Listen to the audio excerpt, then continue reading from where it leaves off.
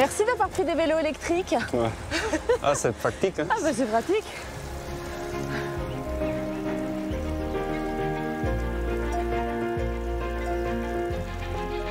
Elle est jolie cette route qu'on emprunte là, Julien. Tu m'emmènes où? Je t'amène au sommet de la montagne, situé à 1100 mètres d'altitude. Et est-ce que de là-haut, on va aussi apercevoir au loin Tirana, la capitale? Oui, parce que c'est une belle journée, on a du soleil. Grâce à toi, je vais découvrir l'Albanie, un pays, je dois te l'avouer, que je ne connais pas très bien. Comme beaucoup d'ailleurs hein, de touristes qui découvrent l'Albanie depuis quelques années, puisque ce pays a longtemps été isolé. Oui, c'est vrai qu'on a vécu presque un demi-siècle sous un régime qu'on appelle dictatorial. Et maintenant, les choses ils sont devenues un peu plus stables. Toi, tu aimes particulièrement ça, hein, te balader à vélo? Oui, j'aime bien le vélo. Et parfois, je propose aux touristes qui viennent en Albanie de faire une semaine de vélo en parcourant tout le pays. 7 à 8 jours pour faire le tour de l'Albanie. Ton pays, en superficie, c'est l'équivalent de la Bretagne en France. Ah ouais, je ne le savais pas. C'est un petit pays, mais un joli pays. Oui. Allez, un petit sprint. Le dernier arrivé en haut paye l'apéro.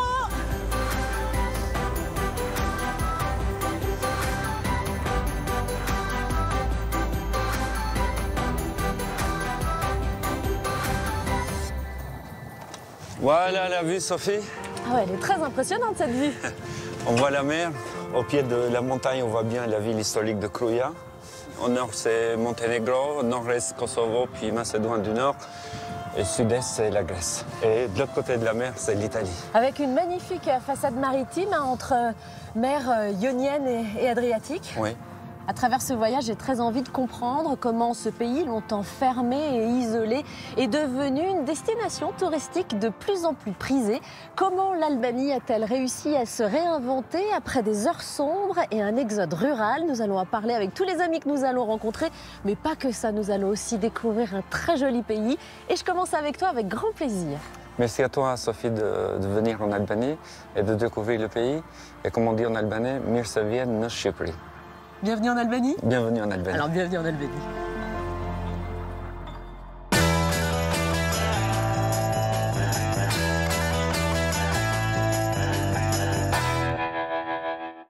Cette place illustre parfaitement le côté très hétéroclite de l'architecture de Tirana, non? On l'appelle la perle des Balkans. Mais en fait, ça fait partie de la culture albanaise. La première approche, il est un peu sérieux, un peu ferme. Mais dès qu'on commence à parler, on change complètement d'attitude et on devient vraiment amical. Sophie Jovillard découvre l'Albanie. Oh, regardez, il y a un embouteillage là. Ah oui, c'est vrai. C'est un embouteillage albanais. Une destination en plein essor. L'année passée, on avait, je pense, 12 millions de touristes arrivés en Albanie, mais aussi on n'est qu'à 3 millions d'habitants. Mais je pense qu'on doit être assez vigilant de ne pas faire les erreurs que les autres pays ils ont fait avec le tourisme. Let's go! Yeah! Ok, stop. Porté par la jeune génération. Lorsque je pense à mon avenir, même si je suis curieuse d'un ailleurs, de voyager, je veux revenir en Albanie. L'Europe uniformise. Ça peut être une bonne chose, ça rapproche les gens et les échanges sont plus simples, mais en même temps, il faut que l'on arrive à garder notre identité, ce qui nous rend uniques. Une échappée. Il y a tout ce qu'il te faut ici à Berat. Une bonne gastronomie, une culture pleine de traditions et une grande hospitalité. Qui donne des ailes. Et ben voilà, comme je le craignais, c'est costaud.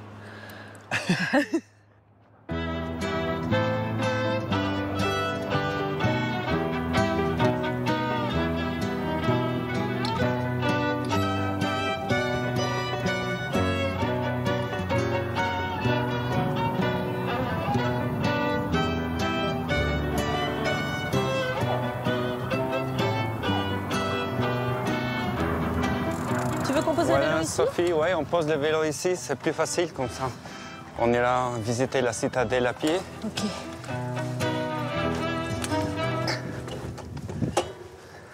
Là aussi, on a une très jolie vue. Hein.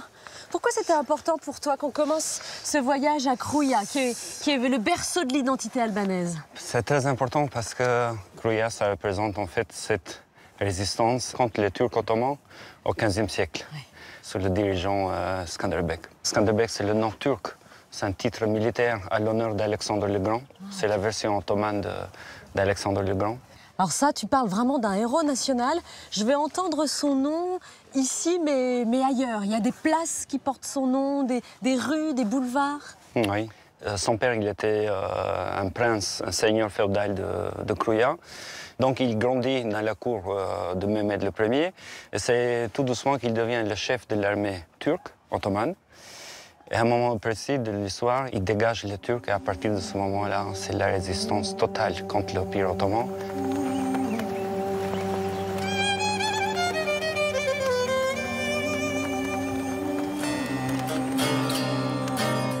Alors je vois que le musée arbore fièrement les couleurs de la nation avec ce drapeau avec un aigle bicéphale. On dit d'ailleurs de l'Albanie que c'est le pays des aigles. Oui, l'Albanie, en albanais, c'est Shqiptar et le préfixe Shqipe, c'est l'aigle aussi.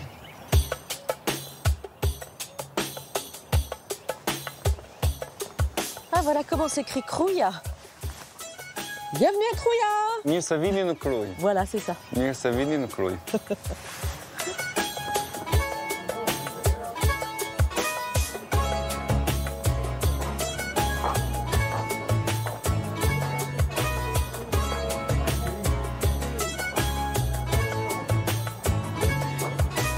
La figure du héros national, on la retrouve ici, là, c'est lui? C'est bien Skanderbeg, oui, l'héros national albanais.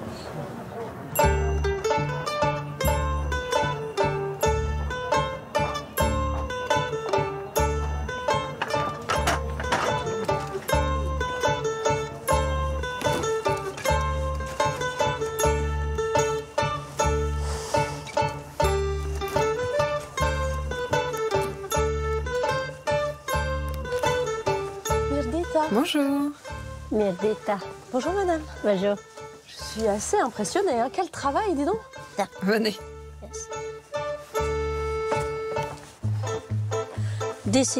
Regardez, ça c'est un kilim traditionnel. D'accord. Yes.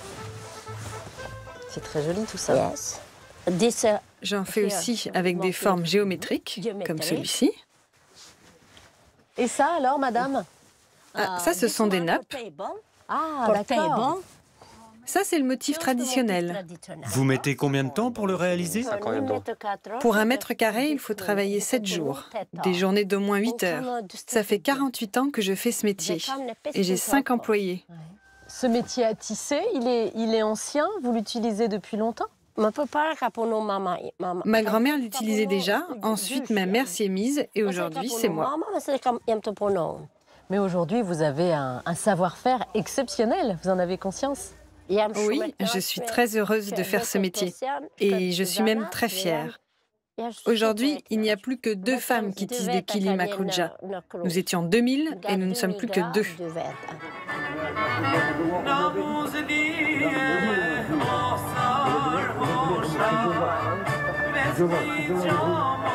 Dans chaque ville ancienne, on a un bazar avec ses petites ruelles, avec des petites boutiques artisanales de chaque côté. C'est mignon ces petits chaussons, regarde. Petits chaussons en laine, là, j'adore. 40, c'est pas 40 €, 40 c'est la taille, là. Hein. C'est la taille, oui. Mais parce qu'on peut payer en euros ici, mais aussi en monnaie locale. Oui, en lek. Lek, ok. Qui est la seule monnaie en Albanie. À ton avis, ces chaussons coûtent combien? 20 € ou 2000 lek. 20 € ou 2000 2000 lek. lek. Bon, c'est facile pour la conversion. Ouais. Et ça, c'est vraiment un chapeau, un couvre-chef typiquement albanais? Typiquement albanais, oui. Je pense que c'est pas facile à porter. J'ai l'impression un peu d'avoir une petite tête d'œuf comme ça. Tu vois Calimero? Tu connais Calimero? Ça, c'est une tête de Calimero.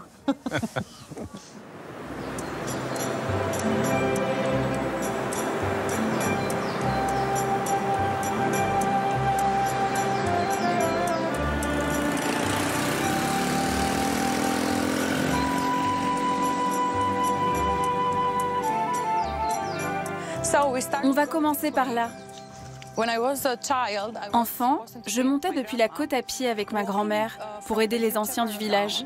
À l'époque, il n'y avait pas de route carrossable pour venir ici.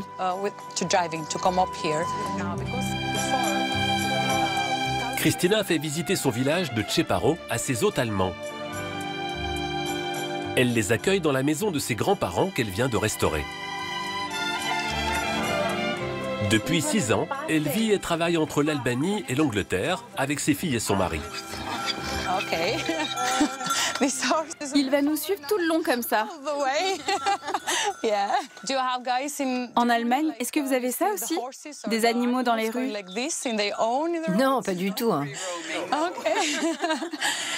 Ici, c'est toujours comme ça.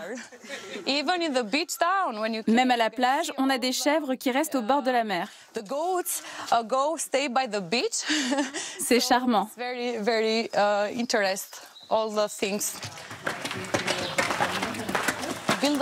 Dans le village, on doit encore faire les chantiers à l'aide de mules. Tcheparo veut entrer au patrimoine de l'UNESCO. Donc on ne peut pas restaurer les maisons comme on veut.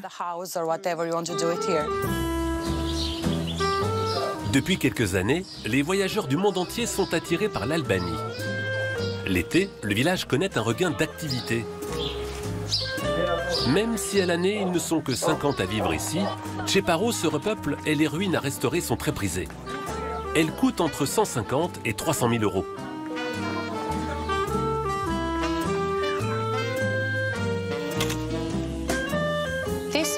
C'est une belle opportunité pour le pays, car ces dernières années, le pays perd des habitants.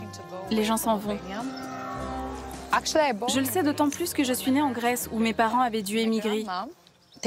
Enfant, ma grand-mère s'occupait de moi ici, au village, car mon père et ma mère devaient travailler et gagner de l'argent là-bas pour subvenir aux besoins de la famille restée ici, en Albanie.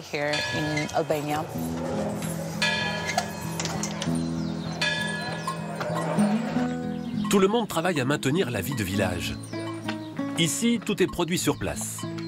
Les garçons qui transportent le lait aident aussi à la construction en plus de leurs cours à l'école. Bonjour, ça va? Tu as du lait? Et ton frère, il n'est pas là? Il livre ailleurs? Oui. Merci, à bientôt. Moi aussi, j'ai été élevée dans la valeur du travail. Ici, tout le monde œuvre à faire que tout fonctionne et perdure. Allez les filles, on va à la plage? On se dépêche. Venez. Allez Anna, c'est l'heure de la plage. Lorsque je suis au Royaume-Uni, je sens que toute une partie de moi me manque. Le sens de la communauté me manque tout particulièrement. Bonjour. Mais là-bas, j'apprends beaucoup de choses que je peux ramener dans mon pays. Ça me permet de mieux saisir ce que les touristes du monde entier veulent découvrir en Albanie. Avant que les touristes de l'été n'arrivent, hors saison, la principale activité du village est la production et l'exportation d'olives.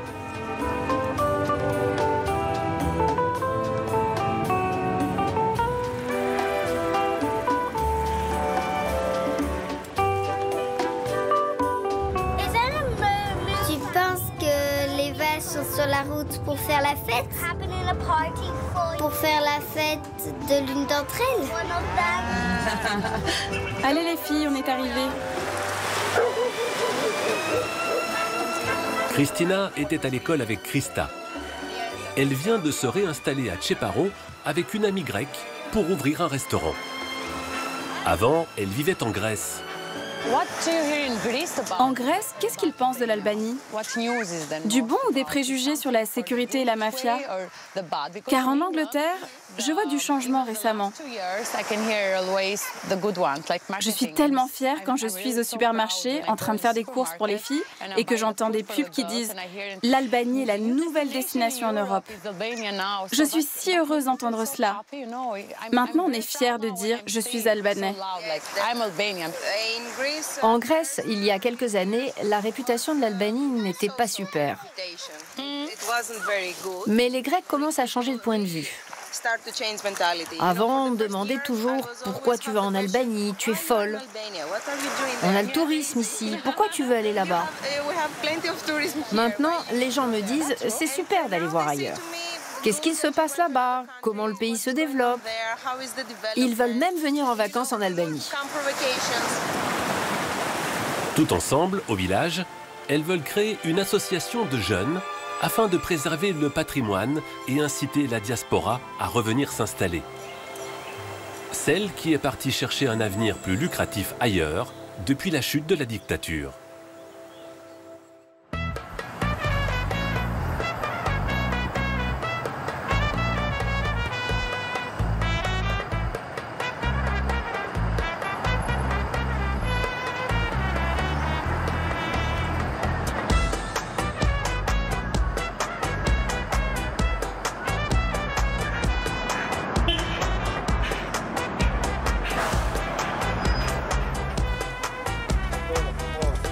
Deux tickets, s'il vous plaît.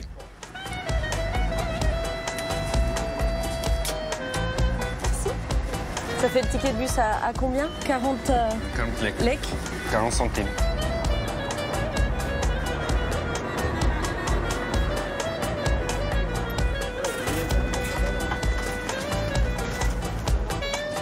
Nous voilà arrivés à Tirana, la capitale. Le bus, c'est le moyen de transport en commun le plus facile à utiliser ici? En Albanie, il n'y a pas de métro, pas de train. Il n'y a que le bus, en fait. Ah oui, d'accord. Quelques pistes cyclables, hein, j'ai vu. Il y a de plus en plus de pistes cyclables maintenant. Alors cette ville, tu la connais bien, j'imagine, parce que quand tu n'es pas sur ton vélo ou en randonnée, tu es prof ici à l'université, tu donnes des cours de philosophie, c'est ça? Oui, à l'université de Tirana. Je connais bien la ville parce que j'ai passé la plupart de ma vie ici, mais en même temps, c'est une ville qui a changé plusieurs fois. Ça construit partout des gratte-ciel, des gros bâtiments qui changent complètement en fait le visage, aussi l'ambiance, les mentalités des gens aussi. Mais ça fait quelques années que la ville commence à être découverte par des touristes qui viennent et qui trouvent un pays qui va contre les clichés qu'ils ont avant de venir en Albanie. Et ils découvrent un côté moderne qui change assez vite avec un rythme vraiment rapide, mais aussi avec un style un peu chaotique. C'est une ville collage, comme une polyphonie de cultures différentes qui vivent en cohabitation. Une ville collage, une ville un peu puzzle, oui. C'est joli ça comme expression.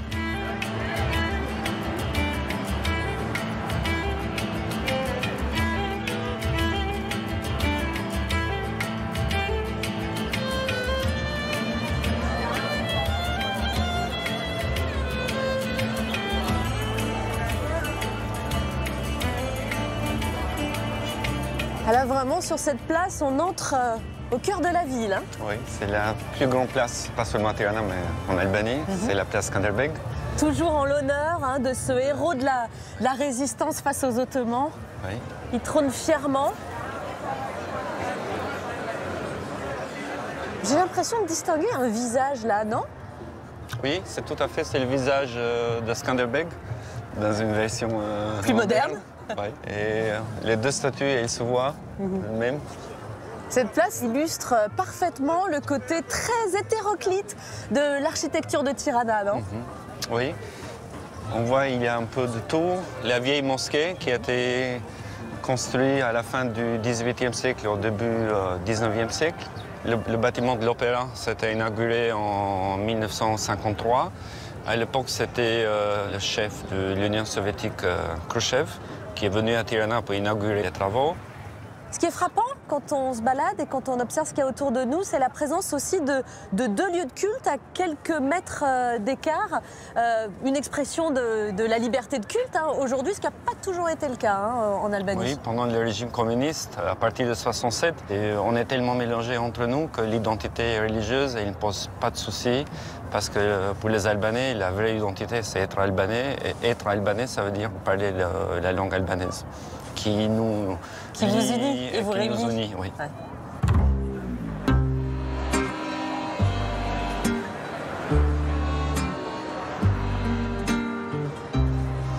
Je voulais te montrer cette mosaïque, Sophie. Qu'est-ce qu'elle représente, cette fresque? Elle représente un peu toute l'histoire des Albanais. À gauche, on voit nos ancêtres qui font de la guerre. Puis on voit des intellectuels du 19e siècle en Albanie, comme on appelle l'époque de la Renaissance littéraire et nationale. À droite, on a des paysans en fait. Et cette femme-là qui brandit comme ça son arme, qui est-ce? Elle représente toutes les femmes qui ont fait les guerres contre les occupants en Albanie. Et c'est toute la fresque qui représente toute la résistance albanaise.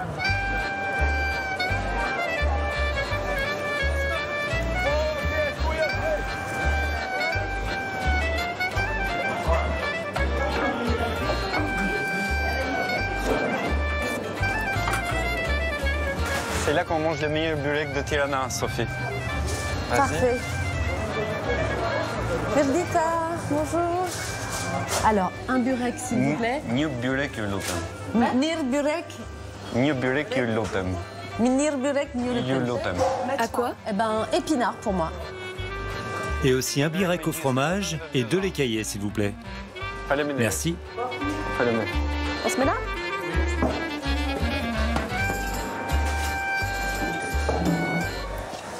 Bon appétit. Bah, toi aussi. Merci. Est-ce que ça te plaît, Sophie? Ça me plaît beaucoup, c'est une très bonne idée. Tu aimes particulièrement venir ici? Oui, ça nous rappelle aussi l'enfance. Les mamans, ils faisaient ça à la maison, ou les grands-mères surtout. C'est un moment intime, en fait. Vrai. Manger, pour les Albanais, c'est vraiment un moment intime, parce qu'on oublie un peu les masques.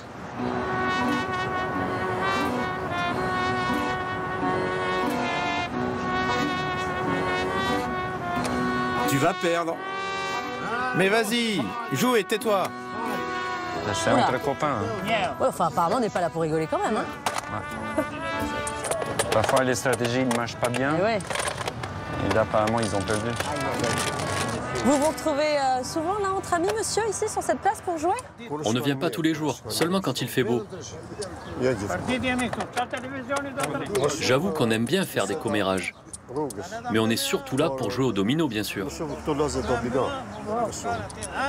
Messieurs, elles le savent, vos femmes, que vous êtes en train de jouer avec les copains, là? Bien sûr qu'elles le savent. C'est à toi le 1, là? Allez, et voilà.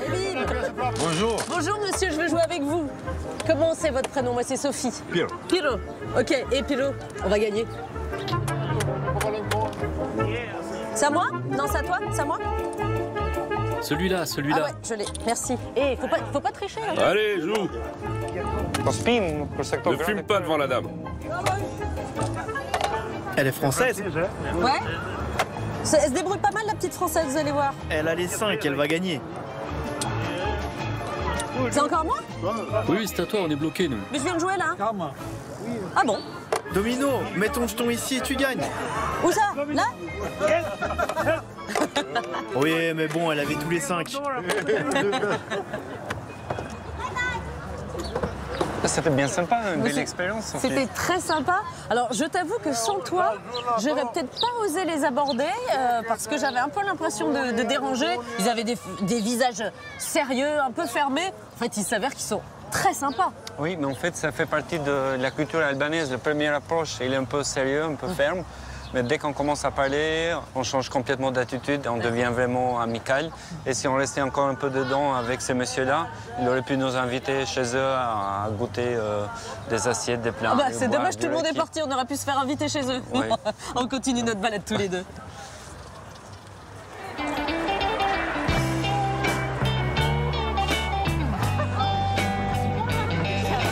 Rester ou partir, c'est le dilemme de leur génération.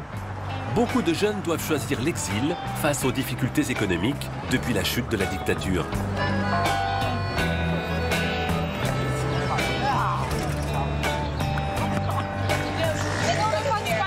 Moi, j'aimerais partir en Angleterre. J'y suis déjà allée, j'ai adoré. Je veux y retourner. Moi, j'adore l'Italie. Rome serait parfaite pour moi. Lorsque je pense à mon avenir, même si je suis curieuse d'un ailleurs, de voyager, je veux revenir en Albanie. Économiquement, j'espère qu'il y aura plus d'opportunités. Et j'ai de l'espoir. Notre génération est forte, elle a de la volonté, de la passion, de la créativité, du talent et plus encore. En attendant, pour étudier et regarder l'avenir, Olivia, Lira, Ada, Greci et Keila ont quitté leur région albanaise pour s'installer à Tirana. Ici, elles goûtent à l'indépendance.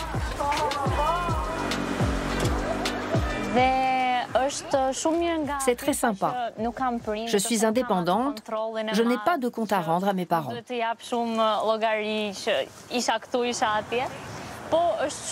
C'est une bonne chose. Ça me donne de la liberté et je crois que je m'en sors plutôt bien. Ça m'aide à grandir. Dans leur liberté, elles rêvent de travailler dans la mode ou dans la musique. Productrices, chanteuses ou professeurs. Avec les filles, on se dit souvent qu'en Albanie, on a tendance à suivre la mode, à vouloir tous se ressembler. Dès que l'on voit quelqu'un qui s'habille différemment, avec un style plus affirmé, on se dit tout de suite qu'il ou qu'elle a vécu à l'étranger. Ici, la plupart des garçons ont un standard. Ils portent du noir, des vêtements de sport, et ils ont la même coupe de cheveux. Je crois que notre peur de se démarquer vient de notre besoin d'être accepté socialement.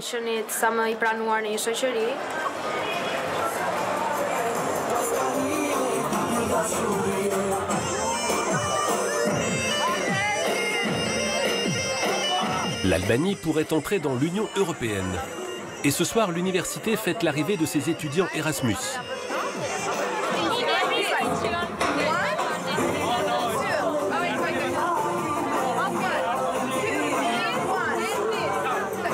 Si on rentre dans l'Union européenne, on pourra voyager librement, sans visa. Ça dissipera ce sentiment de discrimination et d'infériorité qu'ont les Albanais vis-à-vis des autres Européens. Tu t'en sors super bien, il faut juste que tu penses à lever le bon pied. Ça encouragera les investissements dans le tourisme. Ça serait positif pour l'économie et la confiance des Albanais en leur capacité à se développer. Tu en penses quoi, toi, de l'entrée de l'Albanie au sein de l'Union européenne?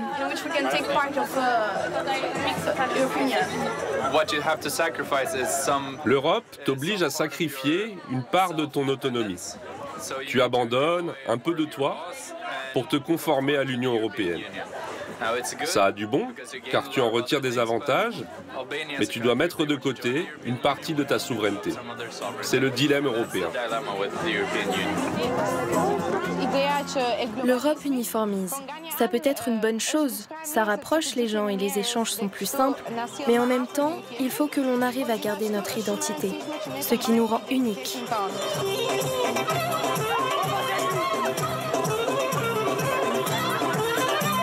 Leur génération veut croire en la richesse de la diversité pour leur Albanie et pour l'Union européenne.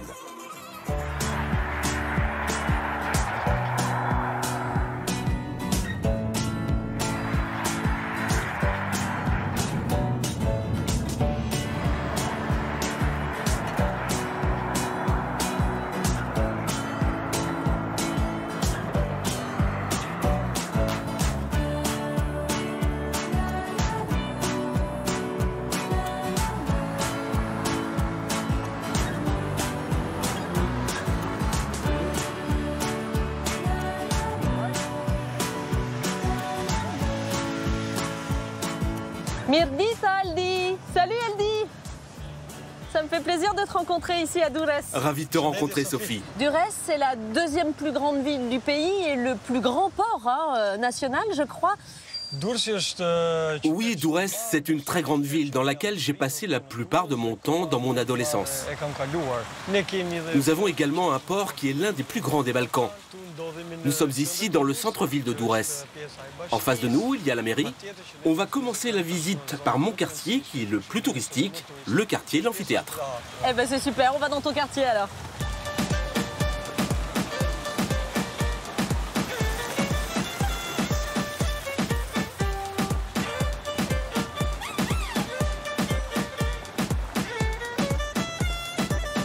Alors, c'est le quartier qui t'a vu grandir ici? Oui, c'est le quartier de ma jeunesse où il m'est arrivé de nombreuses péripéties. Et donc beaucoup de mes aventures se sont déroulées à l'intérieur de ce merveilleux amphithéâtre. Tu connais un peu l'histoire de cet amphithéâtre romain? Il a été construit au cours du IIe siècle après Jésus-Christ par l'empereur romain Trajan. Avant, toute cette zone était recouverte par des maisons et des immeubles. Ce n'est que dans les années 60 que des fouilles ont commencé pour mettre à jour ce trésor. D'accord. Et il y a encore une grande partie à découvrir, mais ce n'est pas si simple car il y a toutes les maisons et les immeubles construits au-dessus.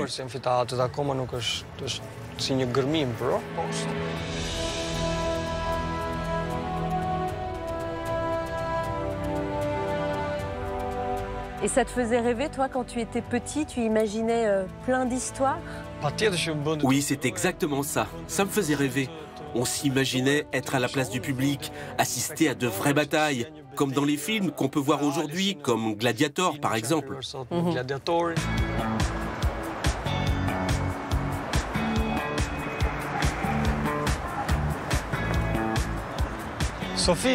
Maintenant, Sophie, je voudrais t'inviter à venir dans le restaurant de mes parents. Pour y aller, le plus simple, c'est le bateau. Et comme ça, tu pourras admirer la baie de Durrës. Eh ben, on va pouvoir admirer la côte alors en bateau.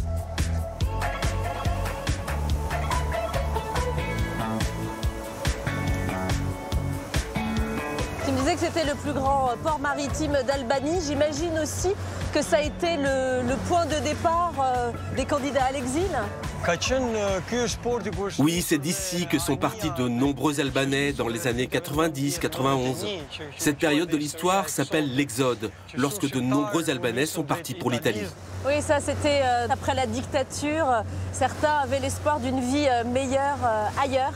Il y a eu des candidats à l'exil dans ta famille? Mon père était sur le bateau Viora, qui est parti vers l'Italie. Il a vécu là-bas quelques années, puis il a rencontré ma mère.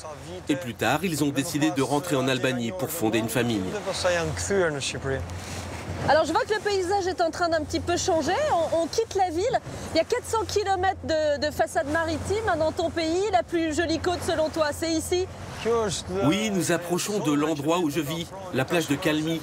On a la chance qu'elle n'ait pas encore été trop touchée par la bétonisation.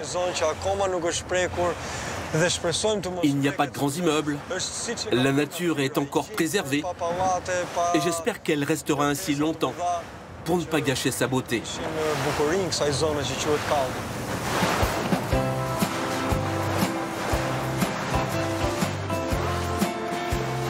Ce sont des pêcheurs qu'on aperçoit là-bas? Oui, dans le coin, il y a plein de petits pêcheurs qui utilisent des pédalos, car c'est très économique. Ils pêchent du mulet, du bar, de la dorade, des crevettes, des moules et des fruits de mer. C'est la première fois que je vois des pêcheurs en pédalo.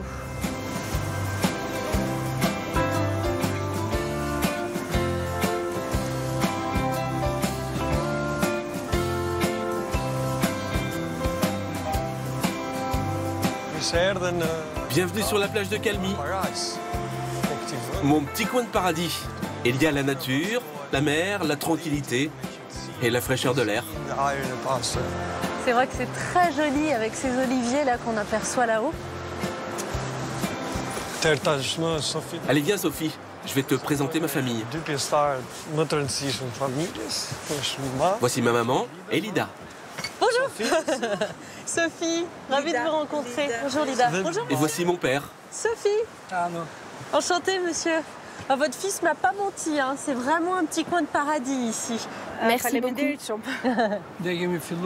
À l'origine, toute cette zone était un site militaire, complètement interdit aux civils. Cela fait 20 ans que c'est démilitarisé. C'est une petite propriété dont j'ai hérité de ma mère, avec les jardins en terrasse, et qu'on a développé avec ma femme qui a eu l'idée d'avoir un style de restaurant typiquement méditerranéen. Et dans le jardin, nous cultivons des oliviers pour faire l'huile et un peu de raisin pour faire du raki. D'ailleurs, si tu veux, Sophie, avant de déjeuner, tous ensemble, je te propose de faire un petit tour de la propriété. Volontiers. À tout à l'heure. Tout à l'heure.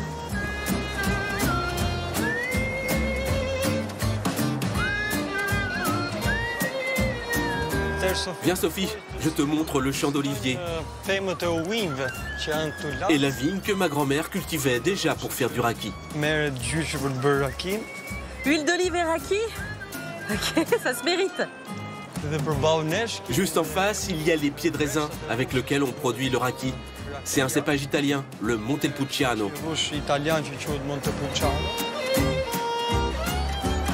Je pose ça là, on s'improvise une petite table de dégustation.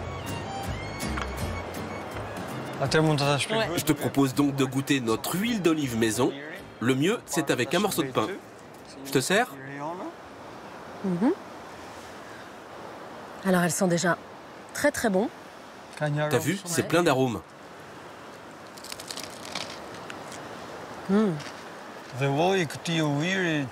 Ce goût, c'est grâce à la variété de ces oliviers, qu'on appelle calignotes.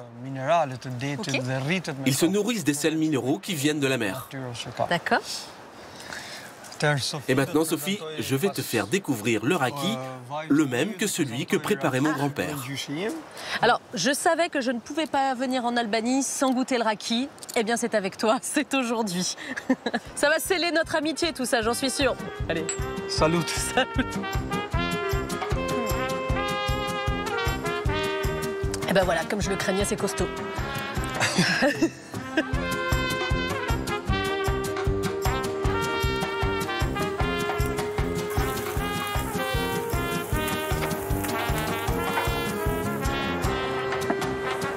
Oh, quelle est belle cette table! Oh, tout est appétissant là. Oula, tout ça pour moi? C'est quoi comme poisson? La vraie. C'est du bar. Ce poisson, il a le goût du bonheur. Oui, c'est comme ça avec le poisson frais de l'Adriatique, notre mer. Je vous souhaite vraiment le meilleur et beaucoup de bonheur. Vous m'avez l'air d'être déjà très heureux ici. Merci pour votre accueil. Merci à vous. Merci Sophie d'être venue. C'était un plaisir de te rencontrer. Merci à toi.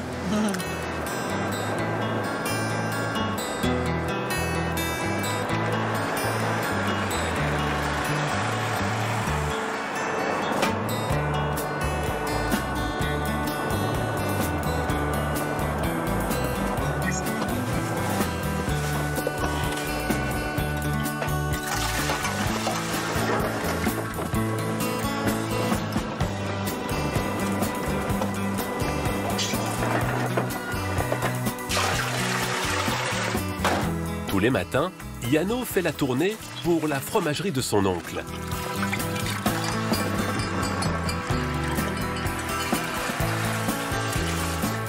Il y a 35 ans, c'était encore impossible. Sous la dictature, tout était collectivisé. Tout le monde travaillait pour l'État communiste. Il n'y avait qu'un seul fromage, carré, une seule bouteille, une seule chaise. Tout était uniformisé et produit dans les fabriques du régime. Il y avait peu de liberté. Tout était restrictif. Il fallait faire la queue pendant des heures pour acheter du pain ou du lait. Disons que l'élite prélevait beaucoup dans les exploitations collectivistes et qu'il en restait peu pour le peuple. C'était difficile de se nourrir. Le dictateur, Enver Hoxha, était paranoïaque. Il avait aménagé plus de 100 000 bunkers afin d'y positionner des militaires et des munitions. Il redoutait les assauts de tous les pays étrangers, sans exception. Depuis, les bunkers sont réinvestis en musées, restaurants, poissonneries, salons de tatouage ou en fromagerie, comme ici. Tu peux préparer ça pour tout à l'heure? Ça doit partir pour Saranda par le minibus de 10h15. Mon père a aménagé ce bunker en fromagerie après l'effondrement du système, pour survivre. Au départ, j'étais sceptique. En moi, il y avait une résistance inconsciente. Entrer dans un bunker, alors qu'on venait tout juste d'en sortir, me paraissait fou. J'avais en mémoire les entraînements militaires que l'on nous imposait à l'école. On nous faisait entrer dans les tunnels et les bunkers pour apprendre à se défendre, en répétant les gestes de la guerre. On imaginait les combats comme si on y était. Allô? La commande est prête. Je sors dans la rue. À tout de suite.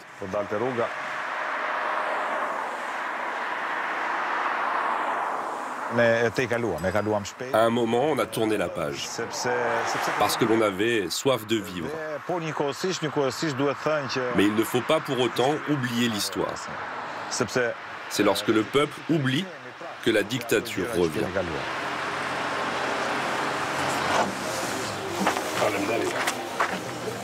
Merci.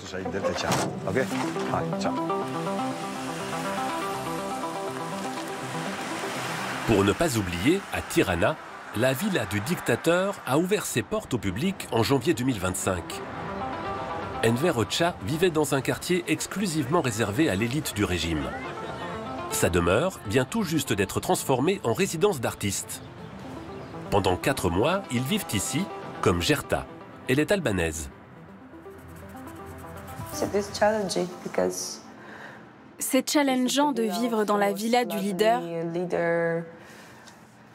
le plus sanglant d'Albanie et de l'humanité. Mais on essaie de transformer l'histoire pour avancer.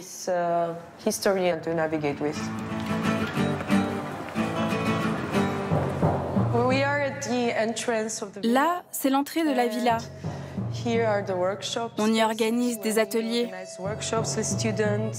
avec des enfants et des lycéens.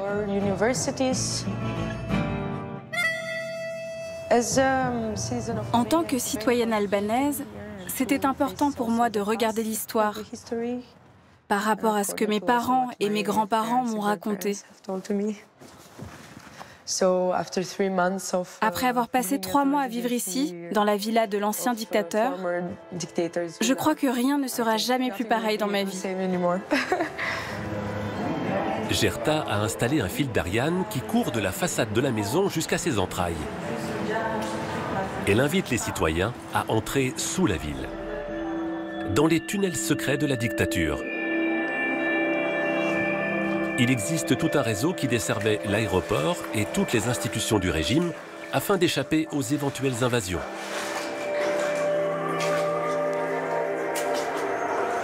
Personne n'y a pénétré depuis 35 ans, depuis la chute de la dictature. Ça nous confronte à nos traumatismes hérités au fil des générations, ce qui se cache en nous, dont on ne parle pas, mais qui affecte notre présent et notre futur.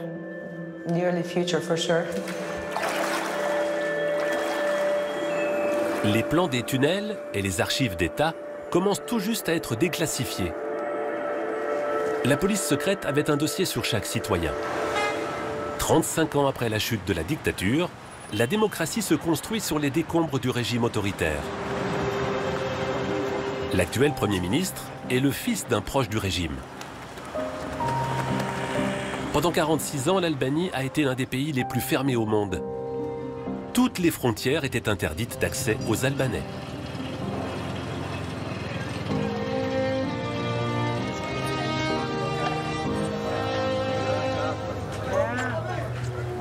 Alexander est professeur de géographie ici, à la frontière avec la Macédoine.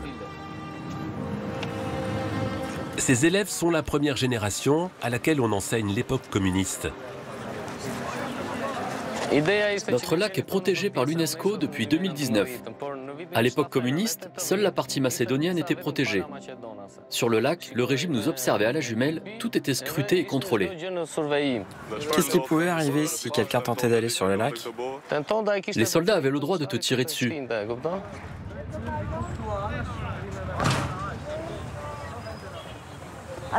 Mes parents parlent d'une soumission totale envers le régime.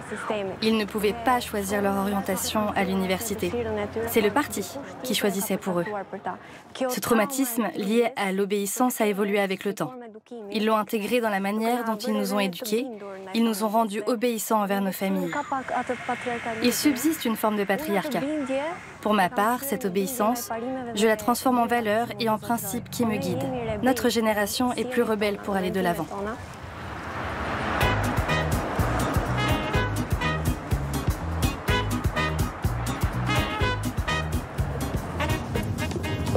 Je vais acheter des fruits là.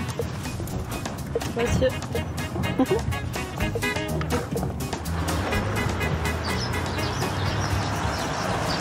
Bonjour. Oh. Ça va? Bonjour. Attendez, je vais peut-être m'aider de mon application. Bonjour monsieur, je voudrais vous acheter quelques pommes. Bonjour. Ouais. Oui, vous pouvez en acheter. Génial. Je vais vous prendre celle-ci, je vais vous en prendre 3. Allez, direct dans le sac. Ok, je l'ai choisi. Je vous dois combien, monsieur, pour les 3 pommes?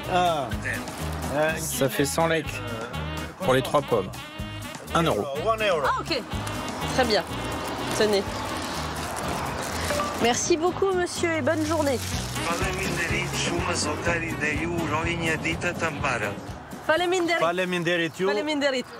Merci. Merci à vous et bon voyage en Albanie.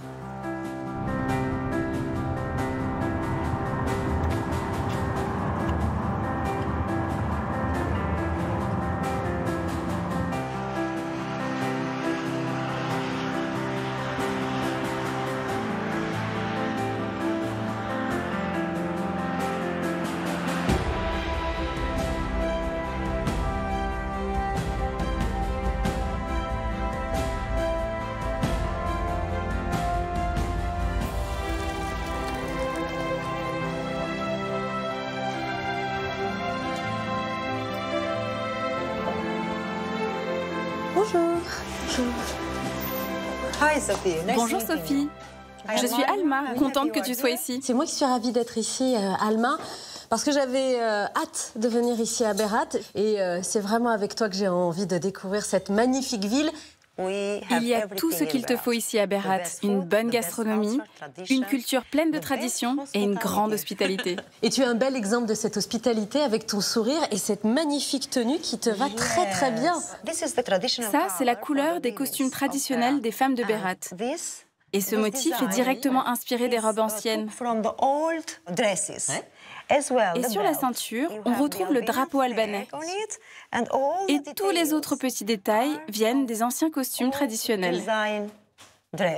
Bon, tu veux bien me faire visiter avant que je m'installe dans ma chambre? Oui, suis-moi.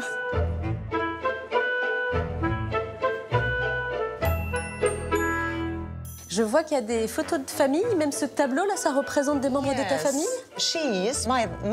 Oui, c'est ma belle-mère. Et à côté, ma fille Rebecca et mon fils Ali. Ce tableau a été peint juste quand on a ouvert l'hôtel, en 1999. Si nous avons décidé de construire notre hôtel ici avec mon mari, c'est parce que la légende raconte que Skanderberg, le héros national, oui, bien sûr, on en a parlé, aurait donné son premier baiser à sa femme, ici, dans cette zone. Ici, là?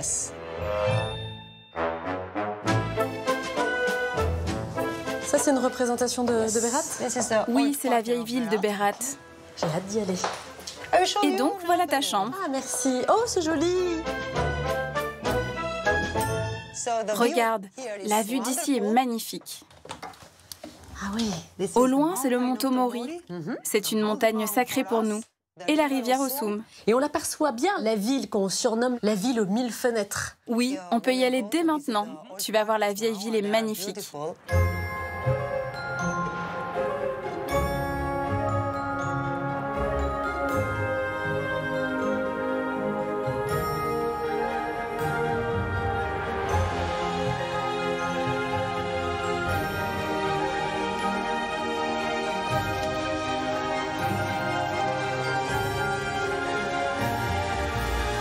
Déjà, la vue d'ici, elle est magnifique.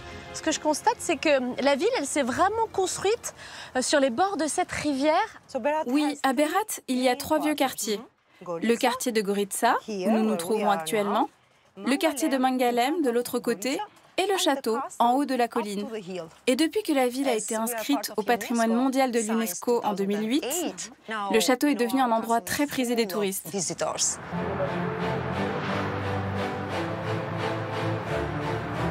Pourquoi cette ville est-elle aussi célèbre dans l'histoire de l'Albanie? C'est grâce à l'histoire de ces vieux quartiers qui ont vu se succéder différentes influences au cours de l'histoire. Il y a eu le passage des Illyriens, des Romains, des Byzantins, des Ottomans, et tous ont laissé des traces de leur passage dans la ville.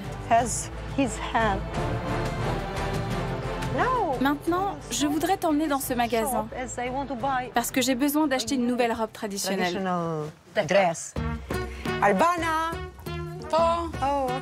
Je voudrais te présenter Sophie.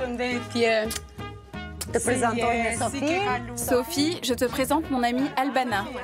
Bonjour Albana. Et donc Sophie, je pensais acheter cette robe. Et c'est Albana qui tisse tout à la main. Il vous faut combien de temps pour réaliser ce gilet? Bien sûr, tout dépend du travail que représente chaque modèle. Mais disons qu'une robe comme celle-là, c'est environ 2 semaines de travail. À quelle occasion on peut porter ce genre de petits gilets et de ceinture?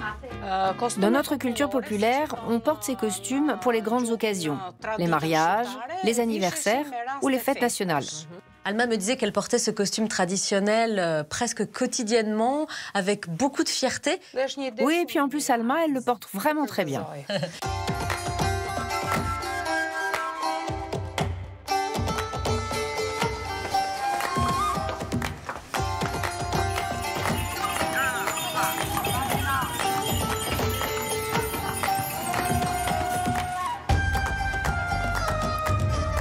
Passer d'un quartier à l'autre, là, il y a ce vieux pont. Il est très beau, ce pont en pierre. Ce pont a été construit en 1780. À l'époque, c'était le seul moyen de relier les deux côtés de la ville, les quartiers de Mangalem et Gorica. Et ces deux quartiers-là ont une identité, on va dire, un peu différente? À l'époque, les riches vivaient du côté de Mangalem, alors qu'à Gorica, c'était plutôt les ouvriers et les artisans.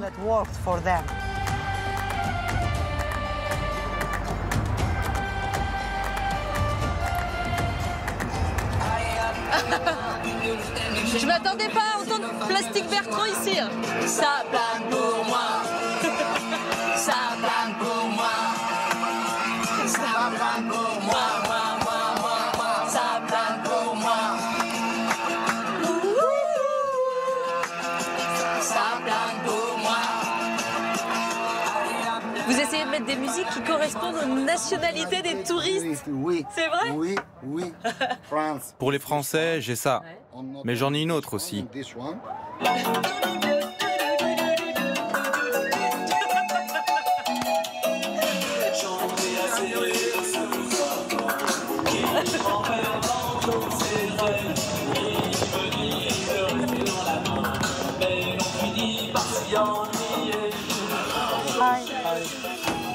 Vous voulez que je vous prenne en photo avec... Ça vous dérange pas? Vous aviez déjà vu ce costume traditionnel? On l'a aperçu en fait dans le centre-ville de Tirana. Il y avait un petit bus avec toutes les tenues locales. Ok. Elle est belle hein, comme ça, à mon avis. Magnifique. Vous venez d'où? De Lille. De Lille. C'est la première fois que vous venez en Albanie? Tout à fait. C'est vrai? Et qu'est-ce que tu penses alors de ce pays? Bien. Bien? C'est vraiment des paysans. Vraiment? Des paysans entre les magnifiques paysages de montagnards, la culture, la gastronomie. Voilà. On sent qu'il y a une histoire riche aussi. Donc que des bonnes impressions. Alors, oui, c'est très positif. Mais on s'est dit, là, ça fait 3 jours qu'on est là, on s'est dit on va revenir. Ah ouais, parce qu'on n'a pas le temps. de tout voir en un voyage. C'est ça. Non. Ok. Ça.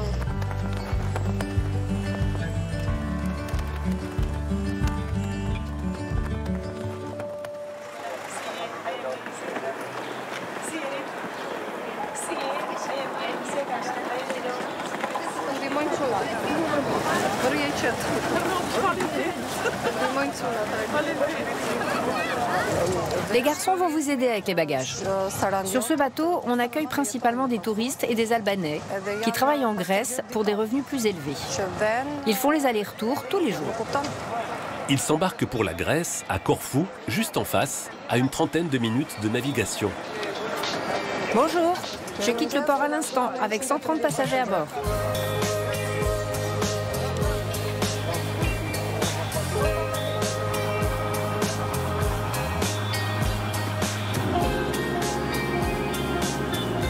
Ornella est capitaine.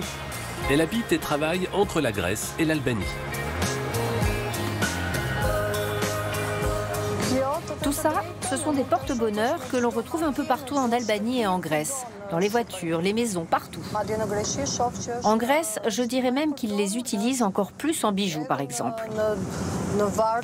Celui-ci vient d'une église grecque et celui-là est celui de la religion Bektashi, une branche soufie de l'islam qui est basée en Albanie. Bonjour, nous arrivons dans 10 minutes. 130 passagers, 4 membres d'équipage. L'Albanie et la Grèce partagent beaucoup. La mythologie, les traditions culinaires et religieuses et des inspirations dans la musique et les danses. Vous voyez les arbres? Vous allez traverser et vous arriverez par ce chemin dans le centre-ville. Merci. De rien, au revoir. Il faut dire qu'au sud, l'Albanie partage 200 km de frontière avec la Grèce.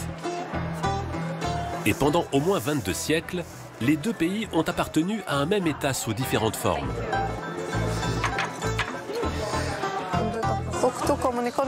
Ici, tu parles plus en albanais ou en grec? En grec, c'est plus facile pour moi. Quand je suis arrivée ici, j'étais toute petite. Du coup, je n'ai pas bien appris l'albanais. Je le parle, mais assez peu. C'est mieux en grec ou en anglais. Moi, je comprends parfaitement le grec, mais j'ai du mal à le parler. L'amie d'Ornella est albanaise. Elle est arrivée ici il y a 30 ans lorsque ses parents ont fui clandestinement l'Albanie en barque. Depuis, elle a ouvert ce café familial avec son frère. Avant d'arriver, je parlais déjà grec, car en Albanie, ma famille habitait à la frontière grecque. Dans mon village, on parlait grec et pas l'albanais. Ce n'est que lorsque nous sommes arrivés ici que mon père nous a incités à apprendre l'albanais. Il ne voulait pas que nous oublions la partie albanaise qui est en nous.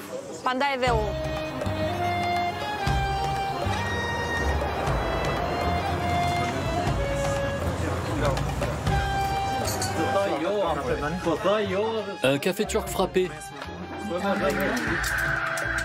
Sur la côte albanaise, Armando et Erissa ont aussi une histoire mixte à l'image de leur pays.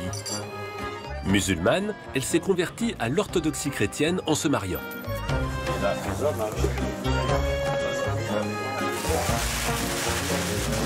On prend toutes les bougies? Tu as un briquet? Il y en aura à l'église.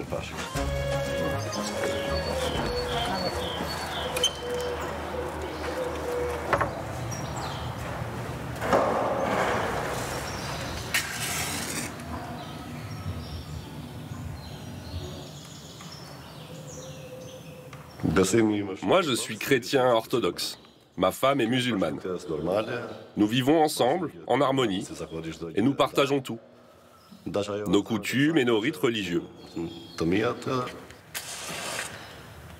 Ce sont les guerres qui divisent les gens, mais nous sommes tous les mêmes. Il n'y a aucune différence entre nous. Moi, j'ai grandi dans la foi musulmane. Mon grand-père maternel était imam.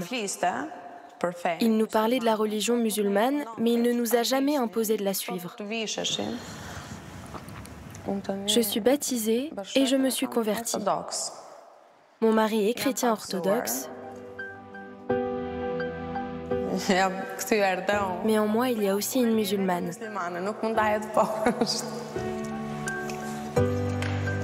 Le multiconfessionnalisme albanais vient de toutes les influences que le pays a connues au fil des siècles.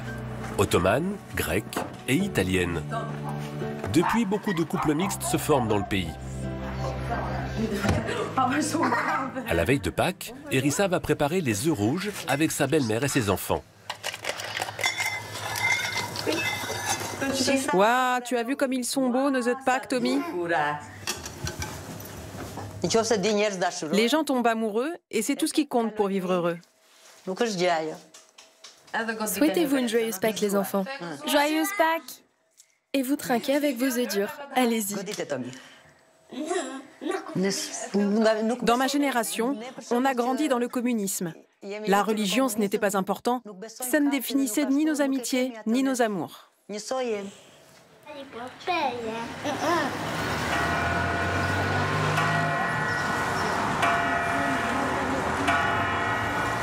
En cuisine aussi, l'Albanie célèbre le métissage. Je vais prendre un sac de cheveux d'ange, s'il vous plaît. C'est combien? 30 €. C'est des kadaïfs, des cheveux d'ange, comme de la pâte philo, très fine. L'Albanie a toujours été au croisement des routes commerçantes de l'Est et de l'Ouest. Fais attention, tu as fait tomber un billet. L'argent tombe toujours là où il y en a en abondance. Au revoir. Bledar est chef. Il a travaillé au Danemark dans un établissement élu meilleur restaurant du monde avant de revenir s'installer à Tirana, la capitale albanaise. Pourquoi il est ultra spécial, ton vinaigre? Parce qu'il est fait avec des pruneaux sauvages que l'on cuit pendant des heures. C'est un assaisonnement parfait avec plusieurs plats. Le nord est plus influencé par l'Italie. L'Albanie embrasse toute cette diversité culturelle pour enrichir notre culture gastronomique. Pendant la période communiste, toutes ces particularités étaient interdites. Tout était uniforme. Mais les gens, en famille, en secret, ont préservé ce savoir-faire. Même dans l'adversité, on a toujours réussi à garder le meilleur.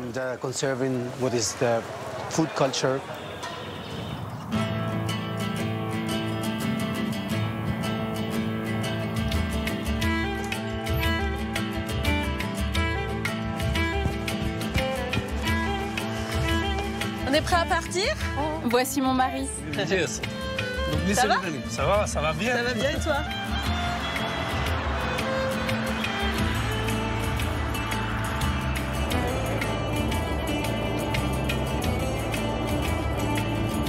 Alors Zamo, raconte-moi, on va où là exactement?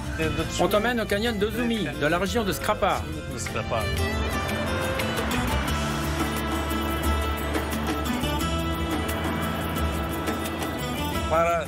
Il y a 25 ans, j'ai traversé le canyon de Zumi pour la première fois.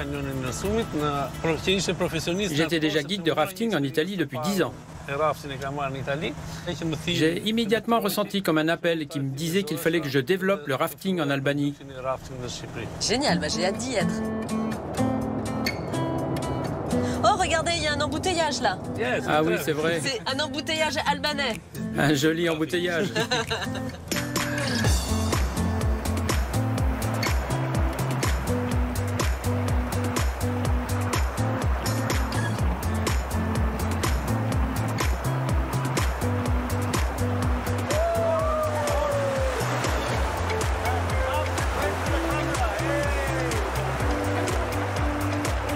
Sophie, voici notre fils Ali. Hello, bonjour. How are you? Bah super, et toi? C'est à toi que je dois demander ça. Comment ça va se passer?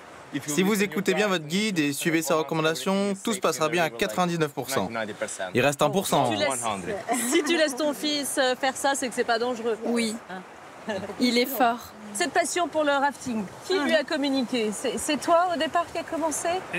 Oui, la première fois que je l'ai emmené ici faire du rafting, il n'avait que 4 ans. Et il a appris en me suivant. Il s'est tout de suite passionné pour ce sport. Bon, ready? Super.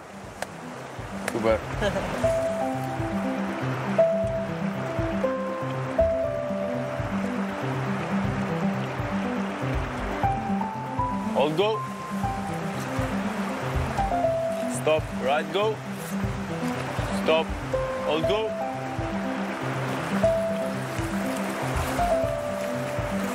Okay, stop.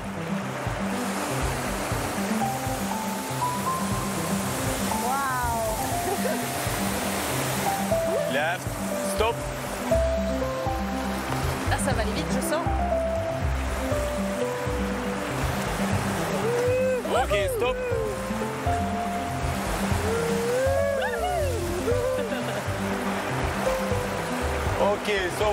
Cet endroit est appelé la cathédrale du canyon. C'est incroyable d'imaginer que c'est la rivière qui a façonné tout ça. Le canyon a plus de 2 millions d'années et au départ, le niveau de l'eau était tout là-haut. Ouais. Et petit à petit, il a baissé et baissé jusqu'à arriver à son niveau actuel.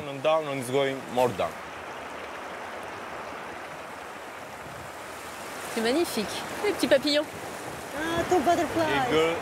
Les filles, restez focus, parce que les touristes n'ont jamais conscience du danger. Alors le guide doit toujours rester sur ses gardes. D'accord, je reste focus. Là, on va traverser une partie du canyon un peu plus compliquée. En face de nous, vous pouvez voir l'île du canyon. C'est ce gros rocher qui partage la rivière en deux parties. Tu préfères qu'on passe à gauche ou à droite? À droite, on va? Allez. Oui, à droite. Ok, tu as choisi le chemin le plus compliqué. Ah mais oui, en fait, c'est très étroit. Pourquoi tu m'as laissé choisir? Right, go, only right, non. Only right. Non. Ok, pedals up, pedals up. Hey. Ok, c'est l'heure du quiz. Peux-tu me dire où se trouve la tête du crocodile? La tête du crocodile. Ah, là-bas, si. Bravo, c'est bien ce rocher verdâtre. 10 points pour Sophie.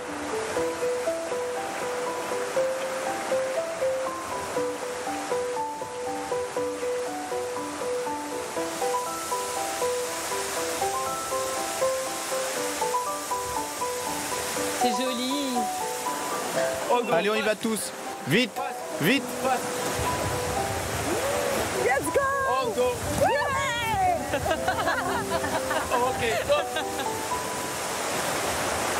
Il y a quelque chose de très instinctif dans ta façon de guider l'embarcation.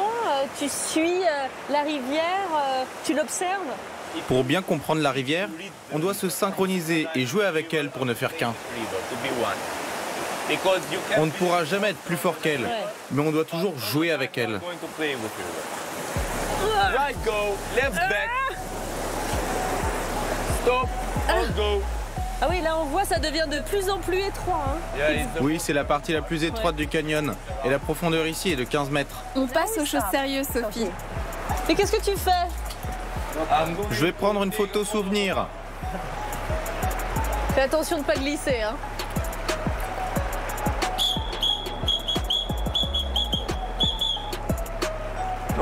Personne ne bouge. Il est intrépide, hein, ton fiston. Je suis fière de lui. I push, you push. I push. Tu sais, Sophie, la première fois que j'ai fait du rafting ici, j'avais le souffle coupé de voir ces paysages incroyables. Aujourd'hui encore, je ressens la même émotion, même si j'ai traversé le canyon de Sumi une centaine de fois. Alma, je crois pouvoir te dire que c'est le coup de cœur de mon voyage. Je crois que j'attendais un endroit comme ça pour vraiment être comblée. C'est magnifique. Bienvenue au canyon de Sumi.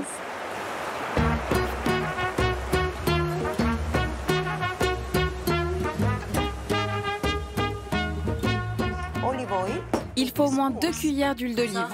Au pif. C'est bon. Maintenant, le yaourt. C'est le secret de notre pain. Yaourt et huile d'olive pour le pain albanais, ça doit être absolument délicieux. Oui. Et ce n'est pas du yaourt de supermarché, mais il vient des fermes des environs. Parce que les terres de Berat sont très fertiles et les fermiers travaillent très dur. Et produisent tout ce dont on a besoin. Pour toi, c'est vraiment important d'utiliser les produits locaux. Tu mets un point d'honneur à consommer autour de chez toi. Oui, c'est très important parce que nous avons créé notre communauté de slow food. Tous les producteurs, les petits comme les grands, on est tous ensemble. Et il est essentiel de partager, de travailler ensemble et de s'aider les uns les autres. Tu es très connue hein, d'ailleurs pour tes qualités de cuisinière. Il y a plein de gens qui se déplacent pour venir à ta rencontre et apprendre à cuisiner avec toi. Quand j'ai commencé à donner des cours de cuisine, je ne m'attendais pas vraiment à ce que ce soit un succès. J'ai juste mis en ligne 2 ou 3 recettes qui me venaient de mes grands-mères. Et aujourd'hui, beaucoup de touristes viennent dans ma cuisine pour apprendre ces recettes. J'adore cuisiner avec eux et je suis fière de ce que je fais.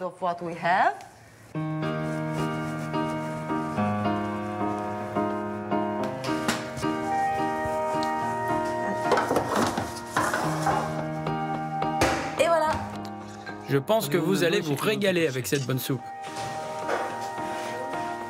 Oh, qu'il est beau! Il est cuit? Oh, il est parfait. Quand le pain a cette couleur, quand il est bien brun comme ça veut dire qu'il est exactement comme il faut. Ah, la petite famille est déjà à table. Il vous manquait le pain.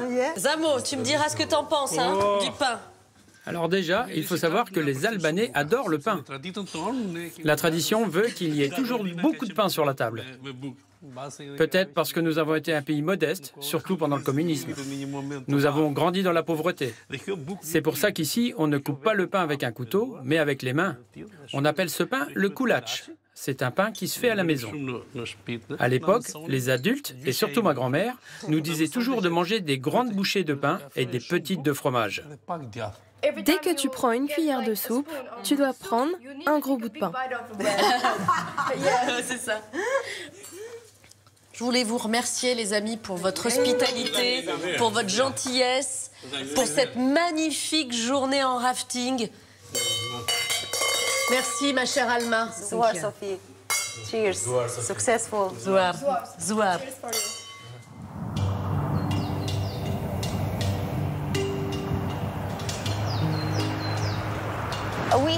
Nous avons 3 sources chaudes. Nous allons en rejoindre une, tout à l'intérieur du canyon.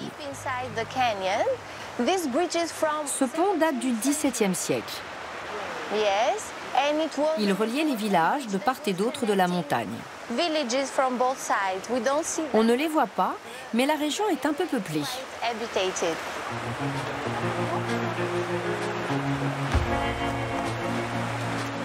Ici, les campagnes albanaises se dépeuplent. Retournez-vous. Pourtant, Elona, la guide de ces touristes, a choisi de revenir s'installer dans ce coin de montagne. Avant, elle était architecte à Tirana.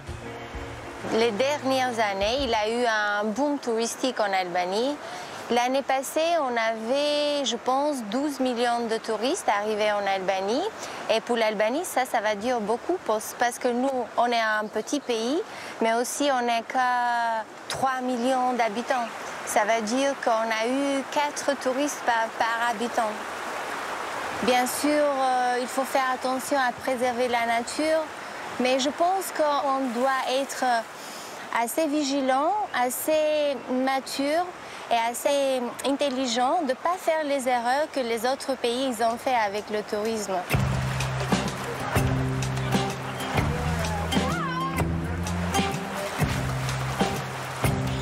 Avec les enfants, on va vous laisser profiter ici. Et avec les autres, nous allons continuer vers le rafting. On se retrouve plus tard au gîte. Elona accompagne son groupe à la découverte de la Vjosa, l'une des dernières rivières sauvages d'Europe, avec un écosystème unique. Elle vient d'être déclarée parc national, une première dans le monde pour un cours d'eau. Ici, nous sommes à 25 km de la Grèce, où la rivière prend sa source. Elle parcourt environ 190 km en Albanie, jusqu'à la mer Adriatique. Irma est guide en rivière, comme Elona. Elle défend un tourisme sans moteur et sans hôtel de luxe. Cette rivière a été préservée par les communautés des villages alentours, parce qu'ils n'ont jamais pêché massivement, seulement pour subvenir à leurs besoins. De même, ils n'ont jamais puisé de l'eau industriellement pour l'agriculture, seulement de petites quantités pour leur potager. Et avec ces mêmes communautés, nous nous sommes mobilisés pour repousser un projet de barrage, afin que la rivière reste telle que la nature l'a faite. On va se faire un goûter. Un thé chaud pour se réchauffer. Il y a quelque temps, j'ai traversé tous les Balkans et le nord de l'Europe. Depuis, je voulais revenir ici, car c'est l'endroit le plus sauvage que j'ai jamais vu. C'est incroyable. Elona vient de passer son diplôme de guide, car elle a construit un gîte sur les terres de son grand-père.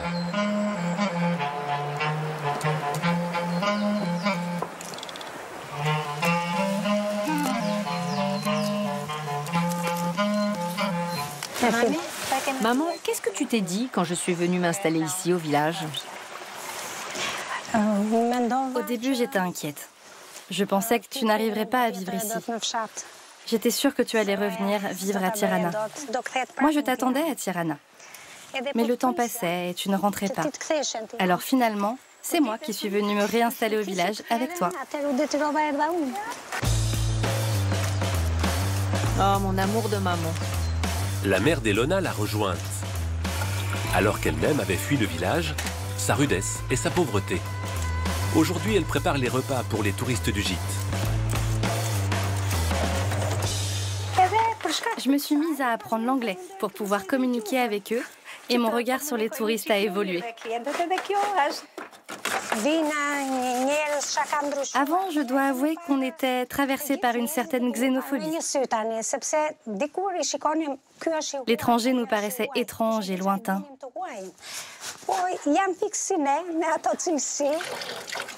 Le tourisme, ça va garder les peu de gens qui sont restés. Il y a pas beaucoup, mais ce qu'ils sont là, ils ont besoin d'une bonne économie pour aller contre toutes les difficultés que c'est à vivre seul dans les montagnes de l'Albanie. Il a des difficultés d'infrastructure, de routes, d'électricité parfois. Nous, on est plusieurs fois sans électricité ici. Pas d'école, parfois peu de services de santé. Quand je prends le paiement de mes invités, je vais acheter le lait ou les produits du jardin de ma voisine, les œufs d'une autre voisine. Alors, tout de suite, l'argent que je prends, je l'amène à mes voisins. Monza? Oui, j'arrive. J'aurais besoin de lait, tu en as? Oui, et j'ai fait du yaourt aussi. Tu veux une bouteille? Ah oui, du yaourt, super. Oui, et puis du beurre, de la crème, du fromage et des œufs. Je suis très contente de voir des gens s'installer au village. Je voudrais que tous les villageois rentrent pour de bon, qu'ils donnent une nouvelle vie à notre village, car pour le moment, il ne reste que les vieux. Ça démarre, c'est du bonheur, ça donne envie de travailler plus.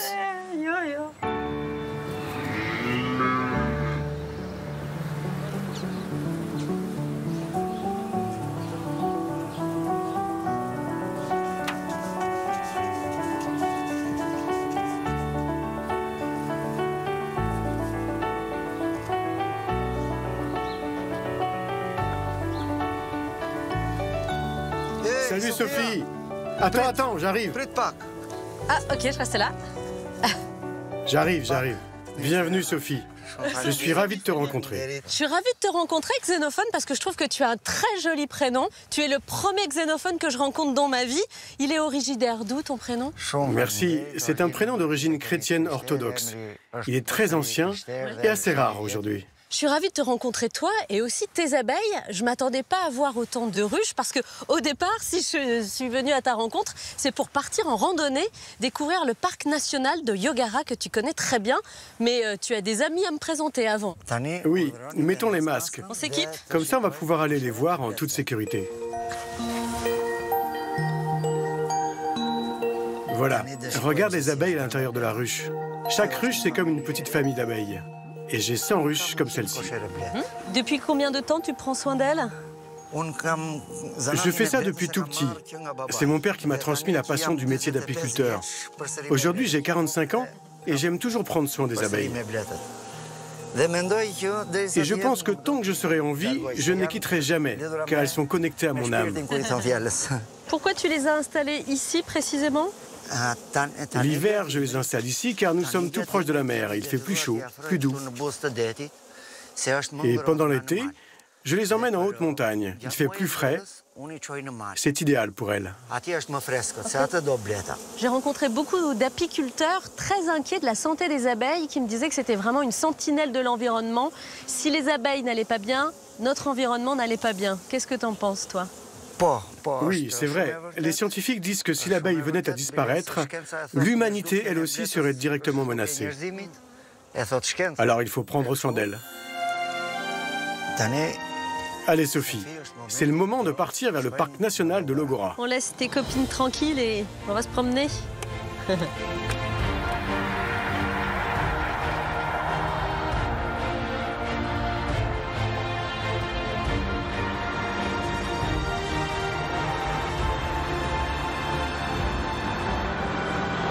Avec les abeilles, j'ai découvert ta première passion, mais je sais que tu en as plusieurs dans la vie, des passions.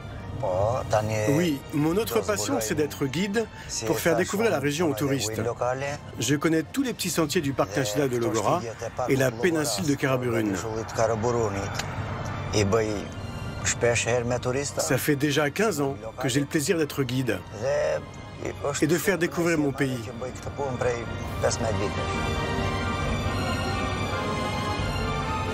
Changement de paysage là, hein, on commence à emprunter une petite route qui monte dans la montagne. Ça y est là, on entre dans le parc national du Logara? Oui, nous venons d'entrer dans le parc national. Et on va bientôt arriver sur le départ du sentier de César. Pourquoi on l'appelle le sentier de César? Parce qu'à l'époque des Romains, Jules César est passé par ici, lors de la guerre contre Pompée. Il aurait débarqué sur la plage de Pallas pour aller vers Oricum.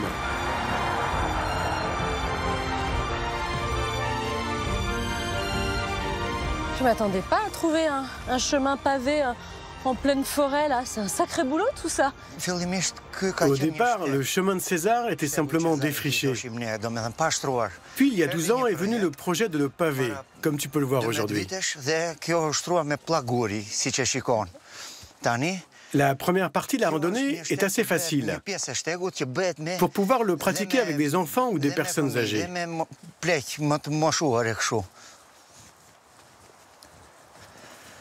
Tiens, regarde. Ça, c'est une fleur très spéciale de la famille des violettes. C'est une fleur très parfumée. Elle a une période de floraison très courte, de seulement 15 jours. C'est une des plantes les plus parfumées par ici. Ah oui. Ah oui. Un petit parfum très délicat.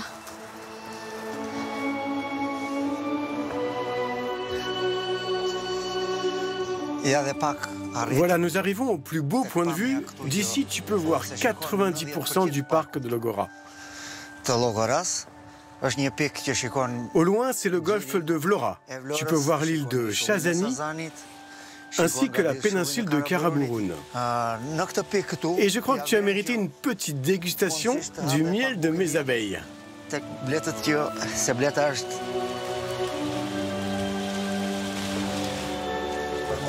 Attends, on va en mettre un peu dans le couvercle. Jolie couleur, jolie texture. On va voir le goût maintenant. Qu'est-ce que c'est bon? C'est très bon. Et en même temps, il a de très bonnes propriétés curatives pour tout type de maladie. Parce que ce miel est 100% naturel. Donc ici, c'est notre meilleur médicament. T'as raison, c'est le meilleur des médicaments. Je suis bien d'accord avec toi. Et si tu veux, j'ai une autre passion cachée que je voudrais partager avec toi. Pour ça, je dois te présenter à mes amis. Ok, moi si tu veux me présenter tes amis, bien volontiers.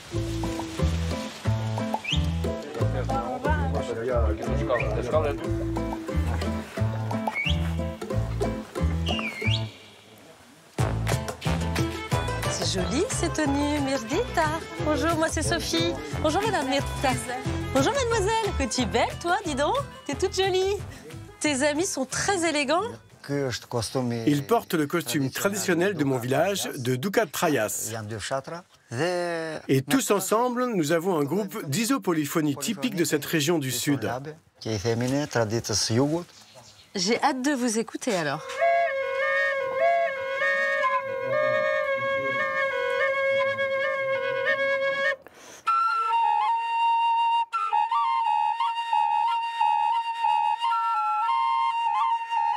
Oh, que tu es beau! Il est beau!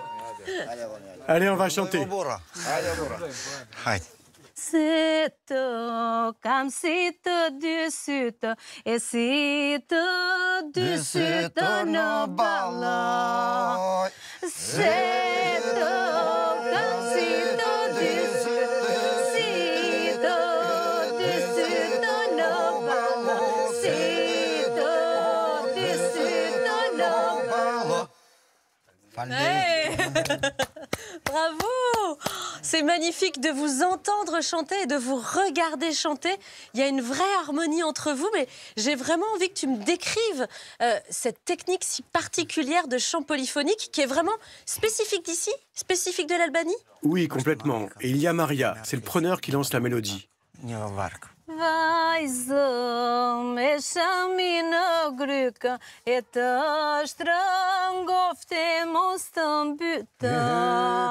Maintenant, c'est à moi, le lanceur, de répondre en contrepoint. Qui fait l'ISO? Et là, c'est le ténor. Et vous tenez cette note? Là, un autre ISO. En fait, ils sont 3 à composer l'ISO, le chœur. Non, c'est ça l'ISO en fait. L'ISO, c'est le bourdon, c'est ce son qu'on entend, c'est ça, cette note qui est tenue. C'est ça, cette note qui est contrôlée, tenue. Alors des abeilles qu'il y avait dans tes ruches, on arrive au bourdon, quoi. C'est exactement ça. Tout est très organisé dans l'isopoliphonie. C'est notre chanson populaire.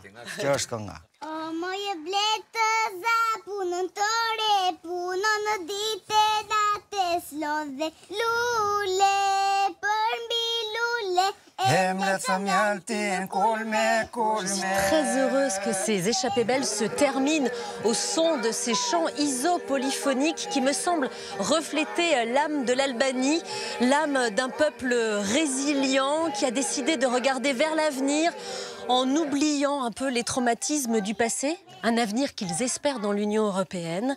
Grâce à ces échappées belles, vous aurez peut-être envie d'inscrire cette destination dans vos carnets de voyage. Je vous invite vraiment à venir ici en Albanie. On les écoute encore un petit peu. Moi, je vous embrasse très fort. Et comme d'habitude, faites de beaux voyages. À bientôt, les amis. C'est beau.